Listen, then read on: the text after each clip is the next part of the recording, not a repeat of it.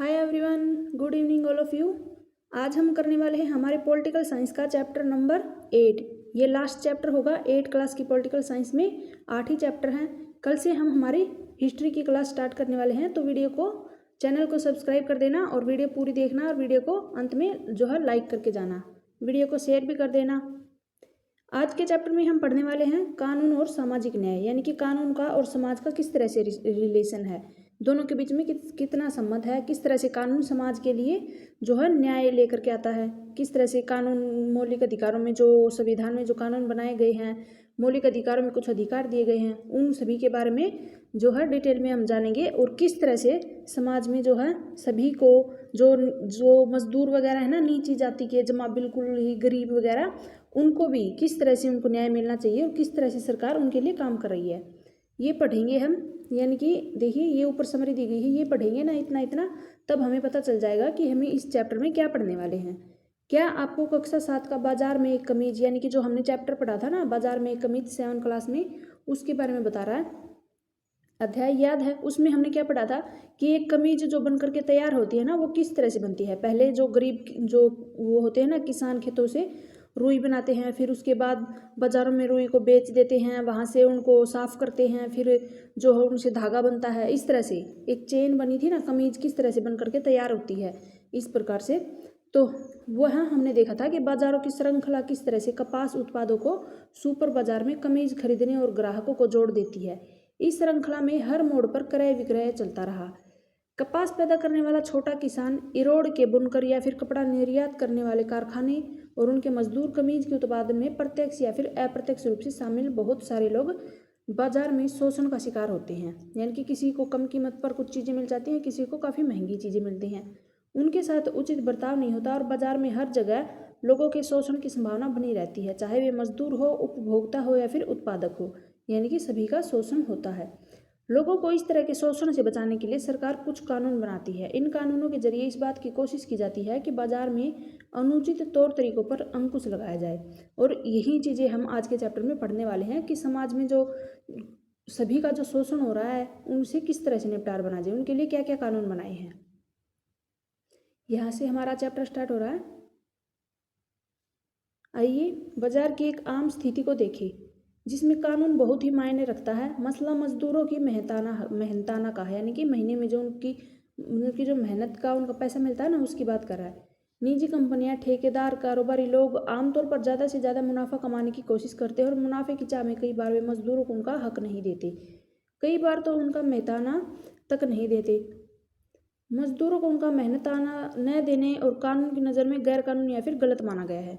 मजदूरों को मेहनताना कम न मिले और उनको वाजिब मेहनताना मिले, इस बात को सुनिश्चित करने के लिए न्यूनतम वेतन का भी एक कानून बनाया गया है।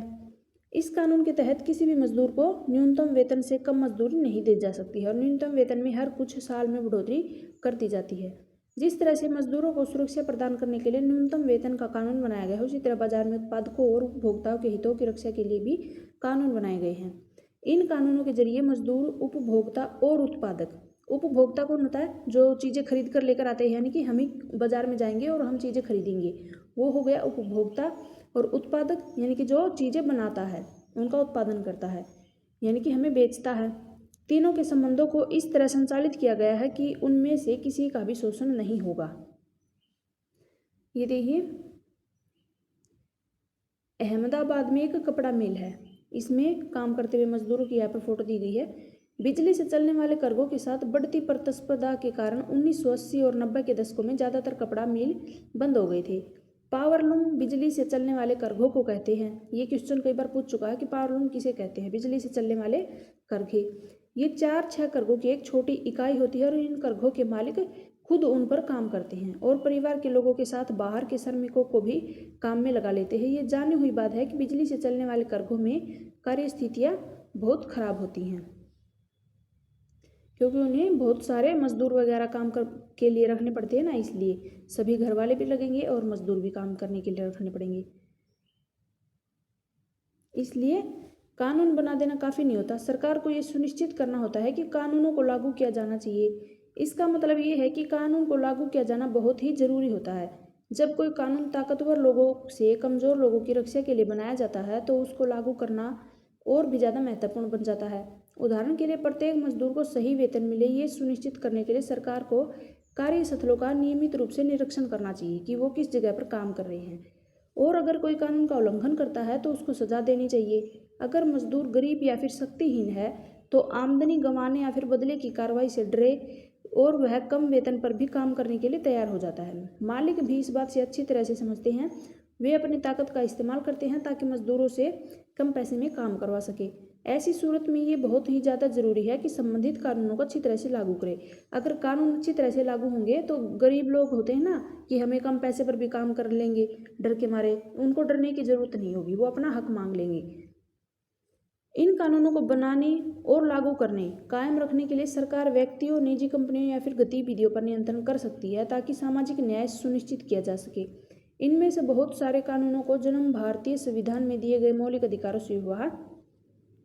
और उदाहरण के लिए शोषण से मुक्ति का अधिकार का अर्थ है कि किसी को भी कम मेहनताना पर काम करने या फिर बंधुआ मजदूरी के तौर पर काम करने के लिए मजबूर नहीं किया जा सकता।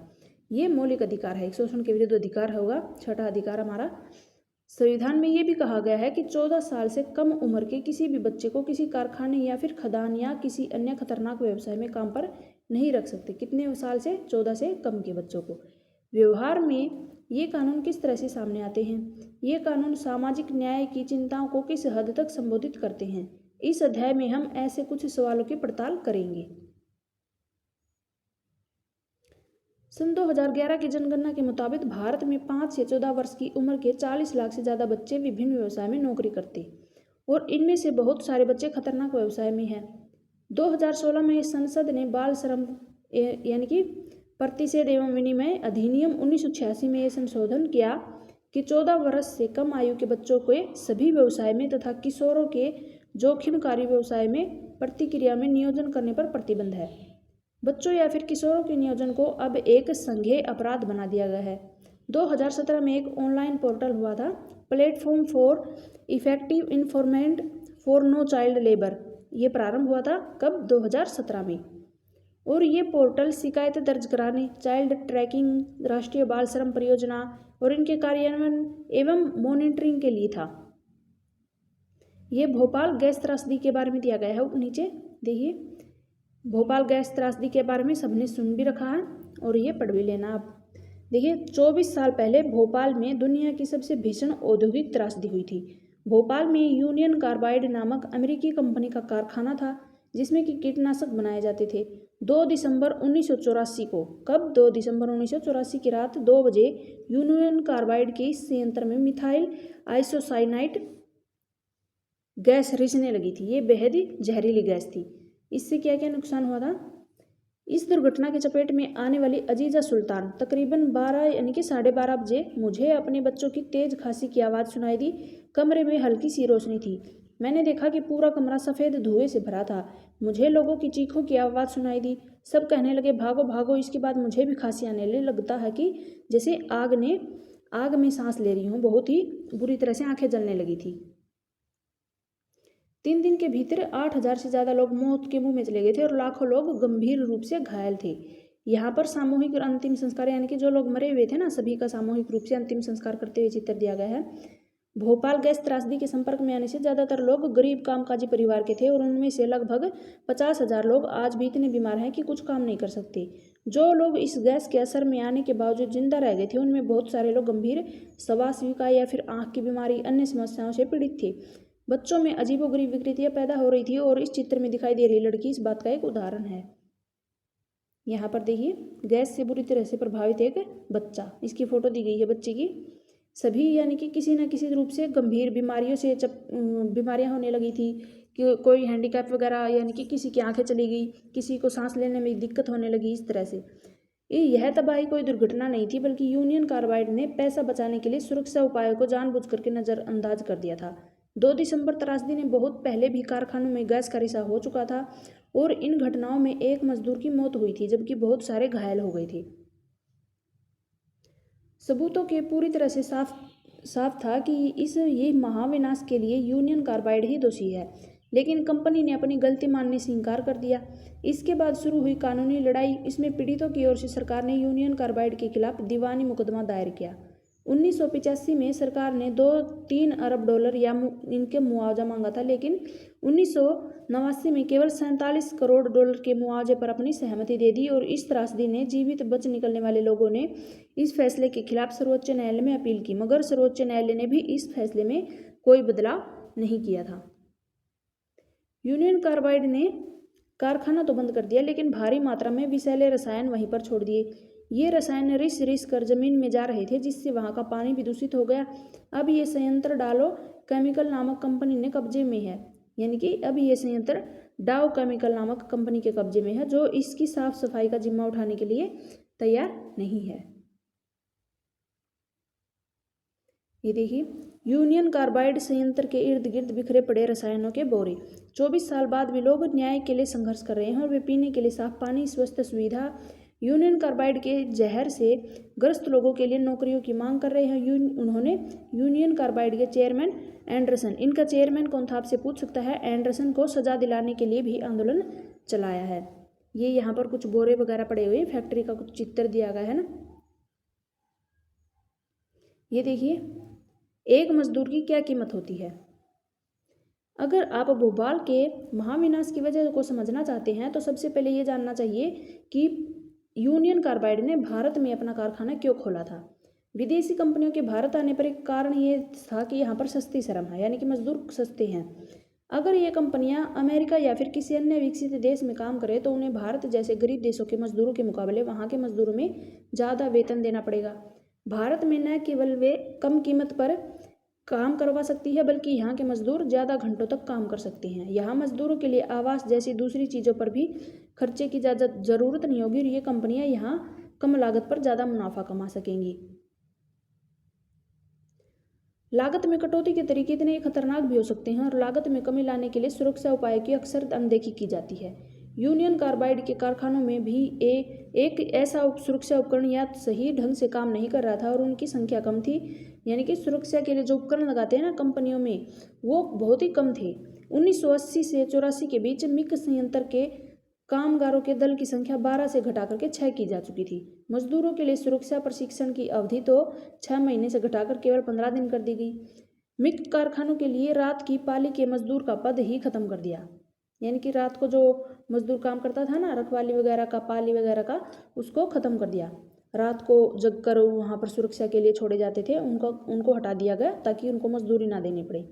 यूनियन कार्बाइड के भोपाल और अमेरिकी संयंत्रों में सुरक्षा व्यवस्था में फ़र्क जानने के लिए नीचे पढ़े। ये नीचे दी गई है। अमेरिकी संयंत्रों में भोपाल त्रासदी वाली इसमें कार्बाइड में क्या फ़र्क है। पश्चिमी वर्जीनिया यानी कि अमेरिका में कंप्यूटरीकृत चेतावनी और निगरानी व्यवस्था मौजूद थी। भोपाल के यूनियन कार्बाइड कारखाने में गैस के रिसाव में केवल मजदूरों के अंदाजे के सहारे काम चलाया जाता था, यानी कि वहाँ पर कंप्यूटर वगैरह थे अमेरिका में, लेकिन यहाँ पर क्या थे, सिर्फ मजदूरों के अंदाजे के सहारे। पश्चिमी वर्जीनिया में खतरा पैदा होने पर लोगों को सुरक्षित स्थानों पर ले जाते थे और व्यवस्था वहाँ पर इस चीज़ों की व्यवस्था थी, जबकि भोपाल में ऐसा कुछ भी नहीं था। अलग अलग देशों के बीच सुरक्षा मानकों में इतनी भारी फर्क क्यों है और दुर्घटना हो जाने के बाद पीड़ितों को इतना मामूली मुआवजा भी दिया जाता है। इस बात का जवाब ये है कि भारतीय मजदूरों का मोल अभी भी ज़्यादा नहीं मानते और एक मजदूर जाता है और फौरन उसकी जगह पर दूसरा मजदूर आ जाता है। यहाँ पर बेरोजगारी इतनी ज़्यादा है कि थोड़ी सी तनख्वाह के बदले न जाने कितने लोग असुरक्षित स्थितियों में भी काम करने के लिए तैयार हो जाते हैं। मजदूरों की इस कामजोरी का फायदा उठा करके मालिक कार्यस्थल पर सुरक्षा की जिम्मेदारी से बच जाते हैं। इस तरह से भोपाल गैस त्रासदी में इतने सालों के बाद भी मालिकों के बर्बर रवैये के कारण निर्माण स्थल, खदान और कारखानों में दुर्घटना की खबरें हर रोज आती रहती थी। सुरक्षा कानूनों का क्रियान्वयन। कानून बनाने और लागू करने वाली संस्था के नाते ये सुनिश्चित करना सरकार की जिम्मेदारी है कि सुरक्षा कानूनों को सही ढंग से लागू किया जाए। सरकार को इस बात पर ध्यान देना चाहिए कि अनुच्छेद 21 में दिए गए जीवन के अधिकार का उल्लंघन न हो, यानी कि सभी को जीने का अधिकार है, इसका उल्लंघन हो रहा है तो सरकार को ध्यान देना चाहिए। जब यूनियन कार्बाइड संयंत्र में सुरक्षा मानकों के इस तरह खुलेआम अवहेलना हो रही थी तो सरकार क्या कर रही थी। पहली बात, भारत में सुरक्षा कानून ढीले हैं। दूसरा, उन कमजोर सुरक्षा कानूनों को भी ठीक से लागू नहीं कर रहे। सरकारी अफसर इन कारखानों को खतरनाक कारखानों की श्रेणी में रखने को भी तैयार नहीं थे। इन कारखानों को घनी आबादी वाले इलाकों में खोलने पर उन्हें कोई ऐतराज नहीं था। जब भोपाल के कुछ नगर निगम अधिकारियों ने इस बात पर उंगली उठाई कि 1978 में मिक उत्पादन कारखाने की स्थापना सुरक्षा मानकों के खिलाफ थी। तो सरकार का कहना था कि प्रदेश में भोपाल के संयंत्र में लगातार निवेश चाहिए। निवेश का मतलब उन्हें पैसा लगाना चाहिए ताकि उनको रोजगार मिल सके। सरकार की राय में यूनियन कार्बाइड की इस बात की मांग करना असंभव था कि वह साफ सुथरी तकनीक या फिर ज़्यादा सुरक्षित प्रक्रियाओं को अपनाएं। सरकारी निरीक्षक कारखाने में अपनाई जा रही दोषपूर्ण प्रक्रियाओं को इस बात में मंजूरी देते रहे और जब कारखानों में बार बार गैस का रिसाव होता तो सबको ये बात समझ में नहीं आ चुकी थी कि कुछ भारी गड़बड़ी चल रही है। तब भी निरीक्षकों के कान पर जूं तक नहीं रेंगी और कानून बनाने और लागू करने वालों की संस्था के लिए ये रवैया सही नहीं है। लोगों के हितों की रक्षा के बजाय उन्होंने सरकार और निजी कंपनी दोनों अपनी सुरक्षा और उनकी सुरक्षा को नज़रअंदाज करती जा रही थी। ये हरगिज अच्छी स्थिति नहीं है। जब भारत में स्थानीय और विदेशी व्यवसायी नए कारखाने खोलते हैं तो मजदूरों के अधिकारों की रक्षा के लिए सख्त कानूनों और उन्हें ज़्यादा बेहतर क्रियान्वयन की जरूरत पड़ती है और इसकी ज़रूरत और ज़्यादा बढ़ गई। ये देखिए, हाल ही में एक ट्रैवल एजेंसी को आदेश दिया गया कि वह अपने कुछ ग्राहकों को 8 लाख रुपए का मुआवजा दे। इन सैलानियों को मुआवजा इसलिए दिया जा रहा था क्योंकि कंपनी की लापरवाही के कारण वे डिज्नीलैंड देखने और पेरिस में खरीदारी करने से वंचित रह गए थे। तो फिर भोपाल गैस त्रासदी के पीड़ितों को जिंदगी भर की पीड़ा और नुकसान के बदले इतना कम मुआवजा क्यों मिला? उन्हें तो इंजॉयमेंट कम मिली इसलिए मुआवजा दे दिया गया, लेकिन यहाँ क्या हुआ? यहाँ तो लोग मर गए, उनकी फैमिली खराब हो गई, काम करने वाले थे वो जो कि अपाहिज हो गए थे, फिर भी उन्हें इतनी कम मजदूरी गई, उनकी ज़िंदगी खराब हो गई। फिर भी इंडिया में ऐसे ही करते हैं। पर्यावरण की रक्षा के लिए नए कानून। 1984 में हमारे पास पर्यावरण की रक्षा के लिए बहुत ही कम कानून थे। इन कानूनों को लागू करने की व्यवस्था तो और भी कमज़ोर थी। पर्यावरण को एक मुफ्त चीज़ माना गया था। किसी भी उद्योग को हवा पानी में प्रदूषण छोड़ने की खुली छूट मिल गई थी। चाहे नदियाँ हो, हवा हो, भूमिगत पानी हो, पर्यावरण दूषित हो रहा था और लोगों की सेहत के साथ क्या हो रही थी? खिलवाड़ कर रहे थे। ढीली सुरक्षा मानकों से न केवल यूनियन कार्बाइड का फायदा मिला बल्कि उससे प्रदूषण से निपटने के लिए पैसा भी खर्च नहीं करना पड़ा। अमेरिका में ये कंपनी इस जिम्मेदारी से नहीं बच पाई थी और भोपाल त्रासदी ने पर्यावरण के मुद्दों को अगली कतार में ला दिया। कई लाख ऐसे लोग कारखाने से निकली जहरीली गैस के शिकार बन गए जो कि इस कारखाने से किसी तरह से जुड़े नहीं थे। इससे लोगों को ये एहसास हुआ कि मौजूदा कानून चाहे कितने भी कमज़ोर हो, वे केवल मजदूरों से संबंधित हैं। उनमें उन आम लोगों के अधिकारों पर ध्यान नहीं देते जो औद्योगिक दुर्घटनाओं के कारण घायल हो जाते हैं। पर्यावरणवादी कार्यकर्ताओं तथा अन्य लोगों के इस दबाव से निपटने के लिए भोपाल गैस त्रासदी के बाद भारत सरकार ने पर्यावरण के बारे में नए कानून बनाए। पर्यावरण को नुकसान पहुंचाने के लिए और प्रदूषण फैलाने वालों को ही जिम्मेदार माना जाने लगा। इसके पीछे ये समझ थी कि हमारे पर्यावरण पर अगली पीढ़ियों तक का भी हक बनता है और उसे केवल औद्योगिक विकास के लिए नष्ट नहीं कर सकते। अदालतों ने स्वस्थ पर्यावरण के अधिकार को जीवन के मौलिक अधिकार का हिस्सा बताते हुए कई महत्वपूर्ण फैसले दिए। सुभाष कुमार बनाम बिहार राज्य 1991 के मुकदमे में सर्वोच्च न्यायालय ने कहा कि जीवन का अधिकार संविधान के अनुच्छेद 21 के तहत एक मौलिक अधिकार है और इसमें प्रदूषण मुक्त हवा और पानी का अधिकार भी शामिल है। ये सरकार की जिम्मेदारी है कि वह प्रदूषण पर अंकुश लगाने, नदियों को साफ रखने और जो दोषी है उन पर भारी जुर्माना लगाने के लिए कानून और प्रक्रियाएं तय करेगी। ये देखिए, गाड़ियों से उत्सर्जित धुआं पर्यावरणीय प्रदूषण का एक बड़ा स्रोत है। 1998 के बाद सर्वोच्च न्यायालय ने अपने कई फैसलों में यह आदेश दिया कि दिल्ली में डीजल से चलने वाली सभी सार्वजनिक वाहन कंप्रेस्ड नेचुरल गैस यानी कि CNG ईंधन का इस्तेमाल करेंगे और इस प्रयासों से दिल्ली जैसे शहरों के वायु प्रदूषण में काफ़ी गिरावट भी आई है। लेकिन centre for science and environment नई दिल्ली की एक ताज़ा रिपोर्ट में कहा गया कि हवा में विषैले पदार्थों का स्तर काफ़ी ऊंचा है और ये विषैले पदार्थ पेट्रोल की बजाय डीजल से चलने वाली कारों के कारण पैदा हो रहे हैं। ये था हमारा चैप्टर। यहाँ पर देखिए, विकसित देश अपने विषैले और खतरनाक उद्योगों के विकासशील देशों में ले जा रहे हैं ताकि वे इन देशों को कमज़ोर कानूनों का फ़ायदा उठा सके और अपने देशों को साफ सुथरा रख सके। दक्षिण एशियाई देश खास तौर से भारत, बांग्लादेश और पाकिस्तान कीटनाशक, एस्बेस्टोस और बनाने वाले और जस्ते व शीशे का संसाधित करने वाले कारखानों को बड़े पैमाने पर यहाँ पर बुला रहे हैं। इससे क्या निष्कर्ष निकला? चाहे बाजार हो, दफ्तर हो या फिर कोई कारखाना हो, बहुत सारी स्थितियों में लोगों को गलत तौर तरीकों से बचाने के लिए कानून जरूरी होते हैं। निजी कंपनियां, ठेकेदार और व्यवसायी क्या होते हैं आदि ज़्यादा मुनाफा कमाने के लिए गलत हथकंडे अपनाते हैं। उदाहरण के तौर पर वे मजदूरों को कम मेहनताना यानी कि कम मेहनताना देते हैं, दिन की मजदूरी कम देते हैं, बच्चों से काम करवाते हैं, काम की स्थितियों पर ध्यान नहीं देते और पर्यावरण का ख्याल भी नहीं रखते हैं। इस तरह आसपास के लोगों को भी नुकसान पहुंचता है। यानी कि जो भोपाल गैस त्रासदी में जो लोग कारखानों में काम नहीं करते थे ना, उनके ऊपर भी गहरा प्रभाव पड़ा था। ऐसे में सरकार की एक अहम जिम्मेदारी बनती है कि वह निजी कंपनियों के गलत और तौर तरीकों को रोकने के लिए सामाजिक न्याय प्रदान करने के लिए कानून बनाए, उनको लागू करे और उस पर निगरानी रखे। यानी नए सरकार को केवल यही कानून बनाना चाहिए बल्कि उनको लागू भी करना चाहिए। अगर कानून कमज़ोर हों, उनको सही ढंग से न लागू किया जाए तो उनसे भारी नुकसान होगा, जैसे कि भोपाल गैस त्रासदी इस बात का एक सबूत है। इस दिशा में सरकार की तो जिम्मेदारी बनती है कि आम लोग भी दबाव डाल करके निजी कंपनियों और सरकार दोनों को समाज के हित में काम करने के लिए बाध्य कर सकते हैं। जैसे कि हमने पहले देखा कि पर्यावरण एक ऐसा विषय है जहां लोगों ने जनहित के लिए दबाव डाला और न्यायालयों ने भी स्वस्थ पर्यावरण के अधिकार को मौलिक अधिकार के रूप में जीवन के अभिन्न अंग माना। इस अध्याय में हमने इस बात पर जोर दिया कि लोगों को इस बात के लिए आवाज़ उठानी चाहिए और स्वस्थ वातावरण की सुविधा सबको मिले। इस तरह से मजदूर अधिकारों यानी कि काम का अधिकार, सही मेहनताना और मानवोचित परिस्थितियों का अधिकार, इस क्षेत्र में अभी हालात काफ़ी खराब हैं। लोगों को इस बात के लिए आवाज़ उठानी होगी कि कामगारों के अधिकारों की रक्षा के लिए सख्त कानून बनाए जाएं ताकि सबको जीवन का अधिकार मिल सके। यानी कि ये सभी अधिकार कैसे मिलेंगे? हम सबको मिलकर के यानी कि सिर्फ सरकार या कानूनों से कुछ नहीं होगा। हम सबको मिलकर के सरकार से जो है वो करना पड़ेगा, आग्रह करना पड़ेगा। इन सभी कारखानों वगैरह के लिए विरोध करना पड़ेगा, गलत चीज़ों के खिलाफ। हमारे पर्यावरण को साफ सुथरा हम खुद भी रख सकते हैं और सरकार से भी ऐसे करवा सकते हैं। तो हम सबको मिलकर के पर्यावरण को सुरक्षित रखना पड़ेगा। ये था हमारा आज का चैप्टर, कानून और सामाजिक न्याय। 8 क्लास का लास्ट चैप्टर था ये। आज से हमारी पॉलिटिकल ख़त्म हो जाएगी और कल से हम हिस्ट्री की क्लास स्टार्ट करेंगे।